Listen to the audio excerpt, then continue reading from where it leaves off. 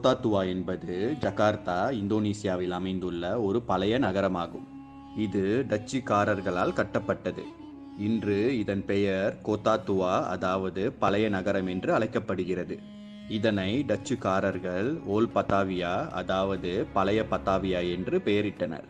இந்த கோத்தா துவா பகுதி இந்தோனேசியாவின் பழைய துறைமுகத்தில் அருகில் அமைந்துள்ளது. இங்கு 17ஆம் நூற்றாண்டுகளில் டச்சுக்காரர்களின் கட்டிடக்கலைக்கு ஏற்றவாறு கட்டிடங்கள் கட்டப்பட்டன. மிளகு மற்றும் மசாலா பொருட்களின் வர்த்தகத்தின் உச்சக்கட்டத்தின் போது இங்குதான் டச்சுக்காரர்களின் VOC கம்பெனியின் ஆசியா பகுதியின் தலைமையகம் செயல்பட்டது. இன்று இந்த டச்சுக்காரர்களின் VOC கம்பெனி தலைமையகம் கட்டிடம் சுற்றுலா பயணிகளை கவரும் வகையில் அமைந்துள்ளது. 1710ஆம் ஆண்டில் கட்டி முடிக்கப்பட்ட இந்த அழகிய கட்டிடம் இன்று ஜகார்த்தா வரலாற்று அருங்காட்சியகமாக செயல்படுகிறது. 1627ஆம் ஆண்டில் தொடங்க